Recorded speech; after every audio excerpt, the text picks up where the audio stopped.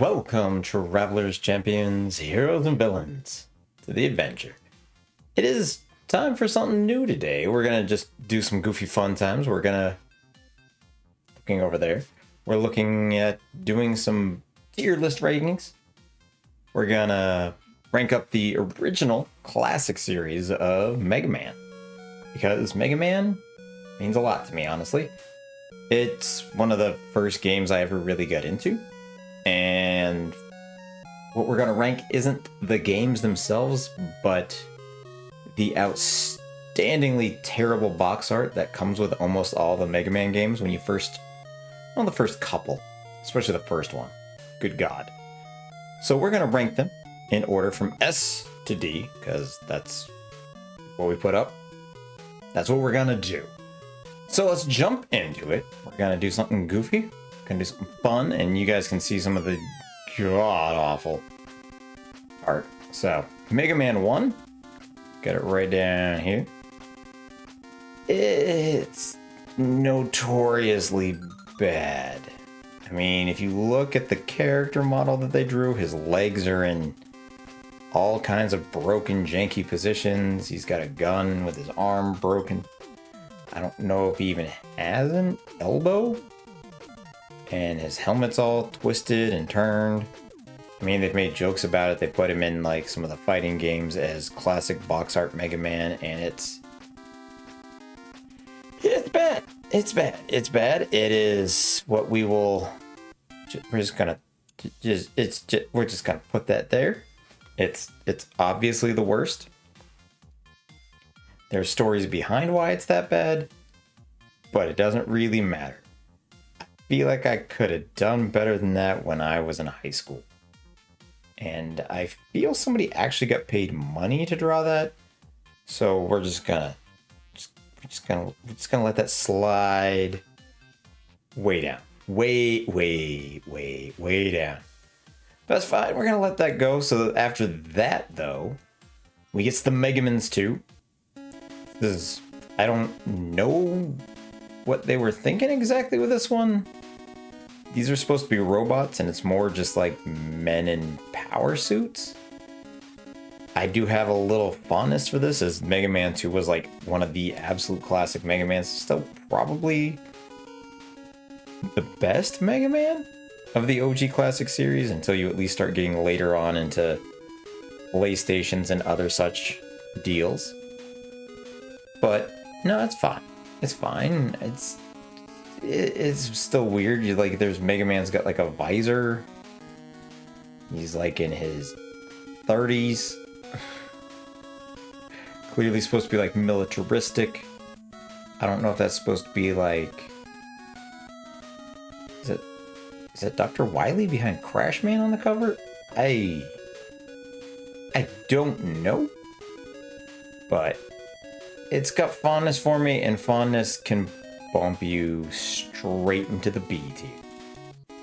That's fair. That's fair. It's average. You can do better. You can do infinitely worse. Looking at you, Mega Man 1. So that seems reasonable. Things have proportions, although it looks like Mega Man is breaking his ankle. But that's enough. He's in the B. He's got the solid B. It's passing. On to Mega Man 3. Now you're starting to get the actual design of what Mega Man himself looked like. Looks kind of goofy. His legs are broken again, almost. Kind of like in the original Mega Man 1, where his legs are just twisted sideways. He's got his hand out. Proportions are irrelevant. But you get a little bonus points because it actually looks like Mega Man. He's got blue. There's the creatures. You can make out that that's actually supposed to be Wily's castle in the back, as opposed to some sort of twisted monstrosity. That's gotta earn you. It's C. I'm giving two. Two's got to be better than that. It's proportional. Yeah, don't judge yourself. Don't question yourself. Just keep it going. Mega Man 4, however, it's a little bit better. Still has the weird proportions of 3, but getting better. Pharaoh Man in the back looks pretty good. I don't know why the planets are so close. This does still take place on Earth, but I don't know. You got a cool snail monster in the back. I don't even remember if those show up in the game or not. Mega Man's got some weird like ridges on his boots. What were you doing, Capcom? How did you pay money for this? I feel sorry for all you artists out there that actually have to look at this and be like, they got paid money. I'm willing to put this in a B. Below 2, but still a B. It's still better than 3's cover. It's recognizable to a point, but yeah. Continuing on. We're up to 5.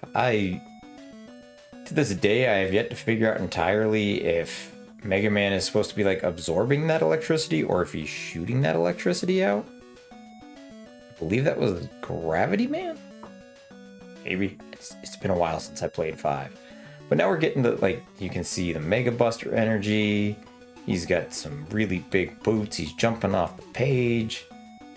This, you can look at it and be like, hey, that's some Mega Mans. Looks like we got Proto Man way in the back if you look real hard. Could be Flame Man. I don't know. I'll have to zoom in and post. But this is a solid attempt. This is a solid attempt. Like, is it better than 2? Is it in a B? I'm going A. It's recognizable. It deserves an A. Brings us over to 6. This is like a almost Nintendo Power style cover where they kind of just jumped off. You got Beat making his appearance. You got some castle work down the bottom. Some Mega Man enemies. Got the Rush armor set picking up.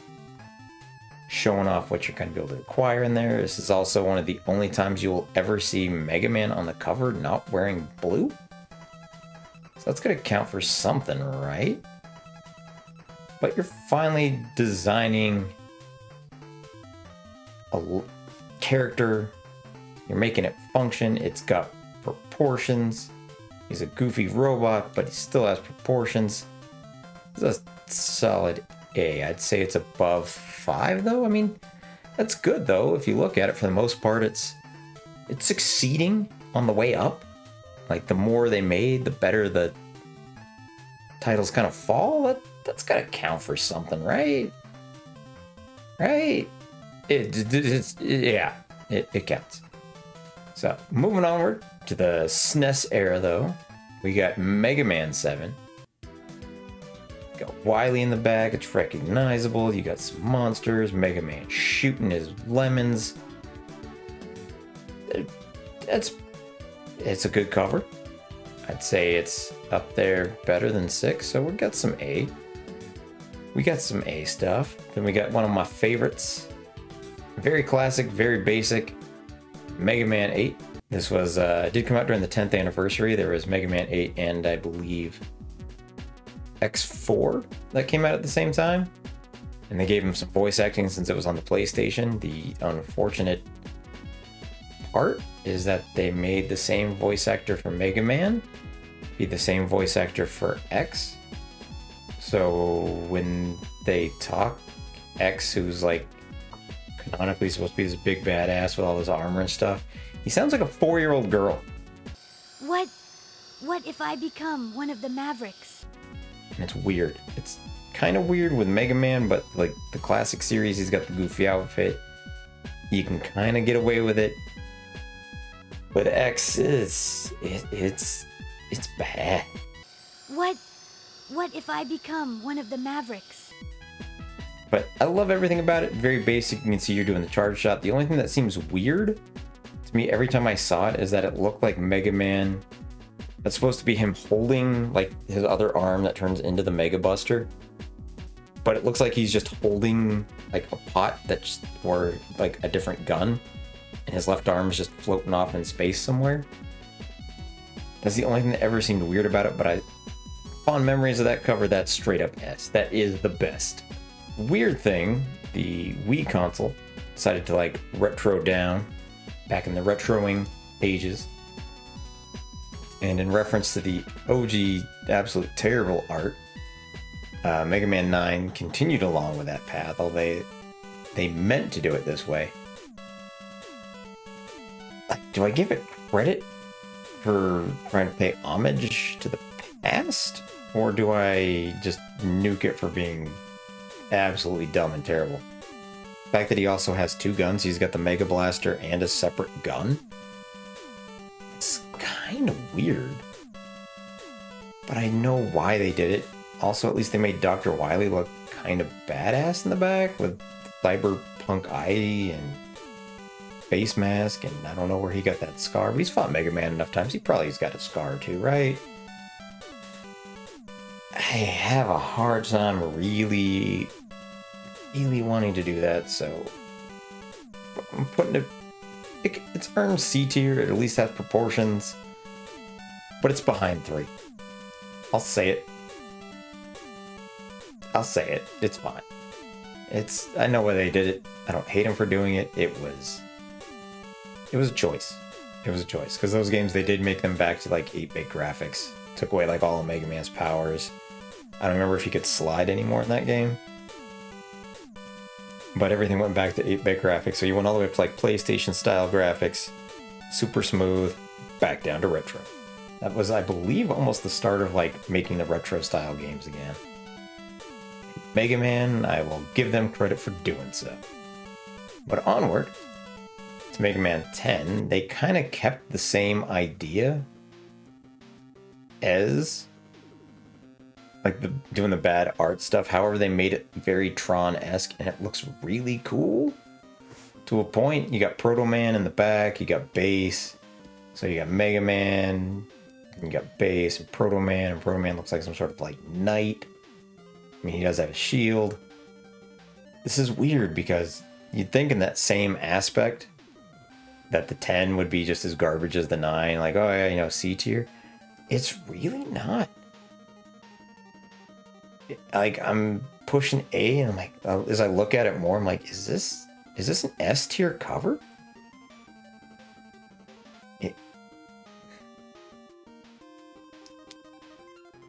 I have a hard time saying straight up S, but you know what?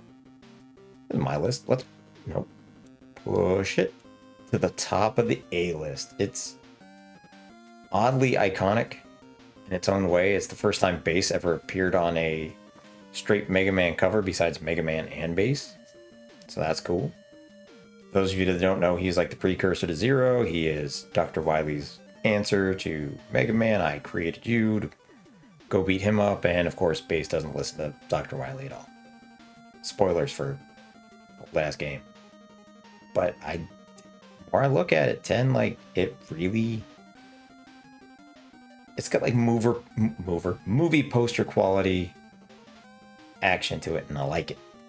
It's my list. I'll make it how I want to. And then finally, we have the newest game. Came out on Switch for the 30th anniversary of Mega Man after they straight up ignored it forever. I mean, Mega Man 8 was 10. So they waited 20 years to get 3 more titles out. It's pretty rough. I mean, Mega Man 9 and 10 also came out on the Wii, so then you had the Wii, the Wii U, and then a good majority of the way through the Switch's life cycle so far. I mean, Switch is still going, but you got Mega Man 11, and that's a title. They brought it back to the top of the graphics. They, you know, pulled it out. They added some bonuses. They got the gear system in there. You burn your energy to do all sorts of other cool stuff. It was cool mechanics, cool merchandise. I do totally have some Mega Man figures from this game as well. Big old Mega Man goof. Best at it, but I do enjoy some good stuff. And in all honesty, that's an S tier. I'd say that's the best of the best. So yeah, that's a looking at the listicle there. We got 11 and 8 in the S tier. We got, surprisingly, 10, 7, 6, and 5 in the A tier. We have B with 2 and 4, and C with 3 and 9. And down by its lonesome is the OG, the originator, Mega Man 1, stands alone by itself, playing by itself out by the playground, picked last, dead last, always last. But that's some goofy fun times that honestly I surprised myself with my feelings towards the Mega Man 10 cover. I mean, I've looked at these cover arts not too long ago and I was like, yeah, you know, 9, 10, 1, they're all kind of the same. Like, no, 10? 10 surprised me. 10 surprised me. But I think that's a good little list. Leave your thoughts below if you disagree, agree, lukewarm, don't care about Mega Man whatsoever. So that's how I look at the box arts. That's what I like. And as always, I shall see you all again in the next adventure.